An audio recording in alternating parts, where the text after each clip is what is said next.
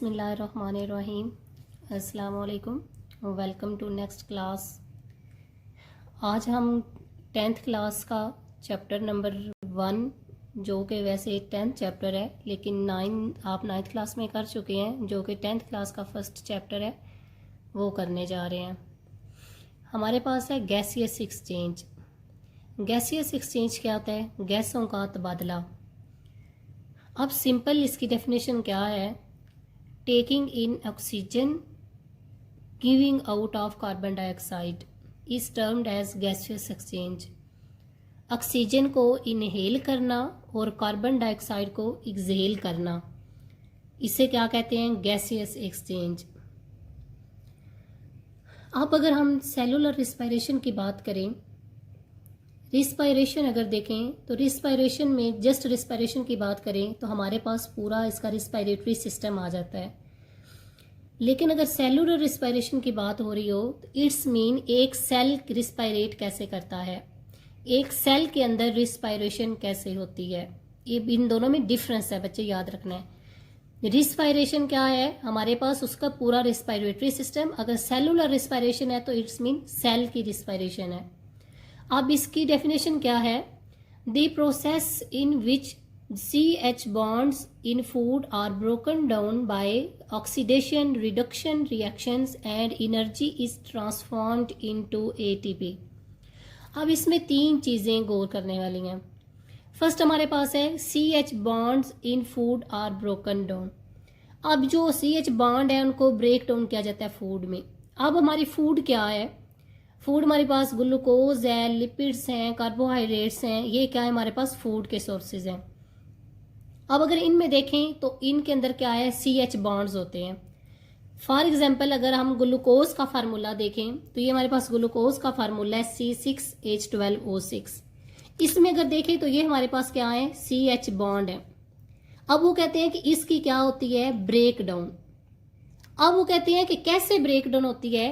Bye oxidation reduction reactions. कौन से reaction होते हैं? ऑक्सीडेशन और रिडक्शन। अब ये कौन से होते हैं?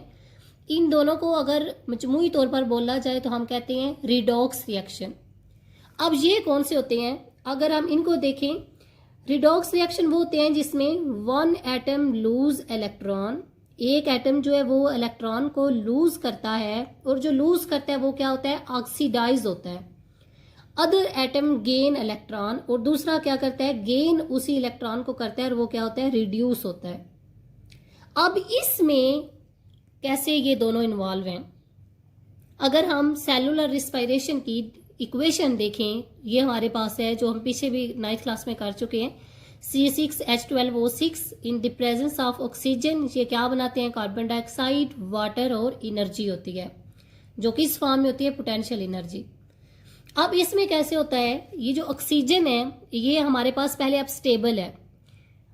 अब ये क्या करता है? इलेक्ट्रॉन को अपने अंदर से रिलीज, इसके अंदर से इलेक्ट्रॉन को निकाला जाता है। क्योंकि ये स्टेबल है, इसमें से इलेक्ट्रॉन को निकालने के लिए हमें किस चीज की जरूरत होगी? एनर्जी। हम एनर्जी से देकर इससे क्या रिलीज करवाएंगे? इलेक्ट्रॉन। अब ये जो इलेक्ट्रॉन ऑक्सीजन से रिलीज होगा ये किसके पास आएगा? फूड के पास, यानी कि ग्लूकोज है हमारे पास। यहां पर CH बॉन्ड की क्या होगी? ब्रेक डाउन होगी।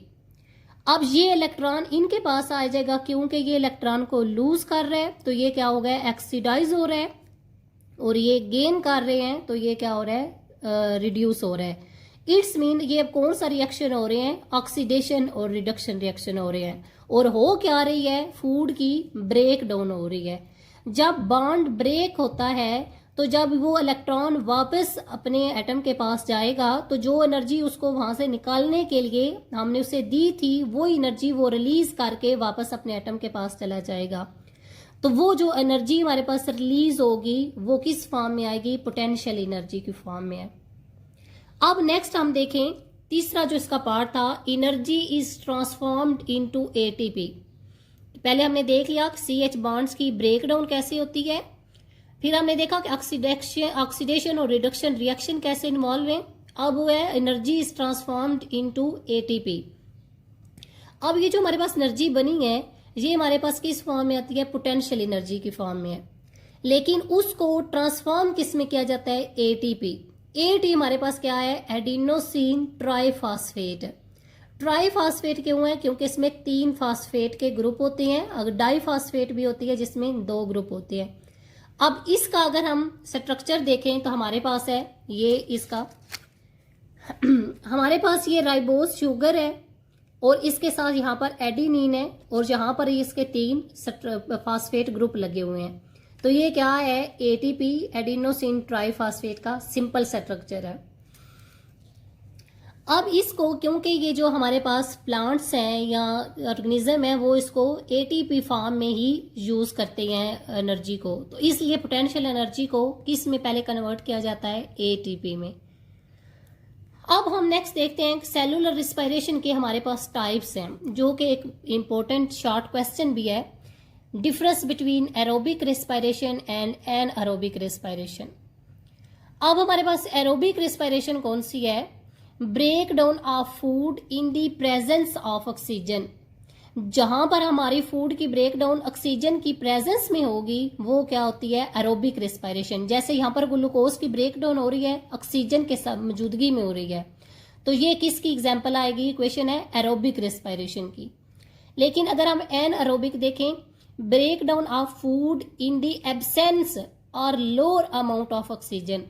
जो जहां पर ऑक्सीजन की ब्रेक डाउन, जहां पर ऑक्सीजन ना मौजूद हो या बहुत कम मिकदार में हो, तब जब फूड की ब्रेक डाउन हो तो वो क्या होती है, एनएरोबिक रिस्पायरेशन।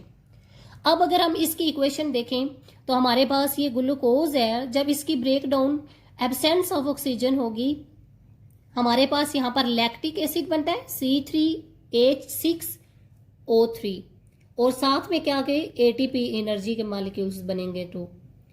तो अगर जब आपके पास चार्ट क्वेश्चन आएगा एरोबिक और एनएरोबिक में, इसकी डेफिनेशन और इनकी इक्वेशंस आपने राइट डाउन करनी है।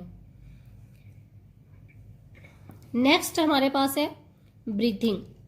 अगर हम ब्रीथिंग में देखें, breathing is a process through which animals take air in their bodies to get oxygen and then give out the air for getting rid of carbon dioxide. अब breathing और अगर हम गैसियस एक्सचेंज में देखें तो difference क्या है, हमारे पास गैसियस में था taking in oxygen giving out carbon dioxide, लेकिन यहां पर वो कह रहे हैं एनिमल्स टेक एयर। डिफरेंस ये है, टेक एयर, क्यों एयर को लेते हैं, टू गेट ऑक्सीजन। फिर क्या है, गिव आउट एयर, क्यों, गेटिंग रिड ऑफ। रिड क्या होता है बच्चे, निजात पाना, छुटकारा पाना। Getting rid of carbon dioxide. अब इसमें क्या है, एयर क्यों आ रही है, क्योंकि जब ब्रीदिंग हो रही होती है तो जस्ट ऑक्सीजन को नहीं इनहेल किया जाता, इम्प्योर एयर को हमें इनहेल करते हैं, उसमें से फिर बाद में ऑक्सीजन को यूटिलाइज कर लिया जाता है।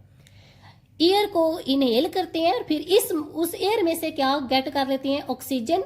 और एक्सेल भी किसको करते हैं, एयर को किया जाता है, किसके लिए, जो उस एयर के अंदर कार्बन डाइऑक्साइड है उससे छुटकारा पाया जा सके। अब नेक्स्ट जो हमारे पास इंपॉर्टेंट सेकंड शॉर्ट क्वेश्चन आता है वो बच्चे हमारे पास है रिस्पायरेशन और ब्रीदिंग में डिफरेंस क्या है, रिस्पायरेशन और ब्रीदिंग। अब अगर रिस्पायरेशन देखें, अगर जब हम सांस लेते हैं तो आपने देखा होगा कि हमारी रिब्स जो हैं और हमारा डायाफ्रेम या हमें बकायदा अपना जो है पेट जो है वो बकायदा मूवमेंट करता दिखाई देता है, उसमें मूवमेंट होती है जब हम सांस ले रहे होते हैं। अब अगर हम देखें रिस्पायरेशन है, रिस्पायरेशन क्या है, रिस्पायरेशन इन्वॉल्व्स द मैकेनिकल, वो जो हमारे पास मूवमेंट हो रही है वो हमारे पास क्या है, मैकेनिकल मूवमेंट और फिजिकल मूवमेंट उसे कहेंगे। Respiration involves the mechanical and biochemical process. अब रिस्पायरेशन में क्या हो रहा है, ऊपर देखें हमारे पास इसकी जो इक्वेशन है, अब ये हमारे पास क्या है, केमिकल इक्वेशन है। अब ये इसलिए हम इसे क्या कहेंगे, केमिकल, लेकिन ये इक्वेशन हो किसके रही है, लिविंग ऑर्गेनिज्म के अंदर हो रही है, तो अब हम इसे क्या कहेंगे, बायोकेमिकल। ये क्या है, बायोकेमिकल रिएक्शन है। इसलिए हम यहां पर कह रहे हैं कि जो हमारे पास रिस्पायरेशन है वो मैकेनिकल है, क्योंकि उसमें के दौरान जब हम सांस लेते हैं वो मूवमेंट होती है। सेकंड क्या होता है, बायोकेमिकल प्रोसेस है इसके अंदर ऑफ गैसियस एक्सचेंज है। अब इसमें बायोकेमिकल इन्वॉल्व है। लेकिन अगर हम ब्रीदिंग में देखें तो इसमें जस्ट क्या है, एयर को इनहेल करते हैं और एक्सहेल करते हैं। इसमें कोई केमिकल रिएक्शन इन्वॉल्व नहीं है, जो कि इन दोनों में मेजर डिफरेंस है।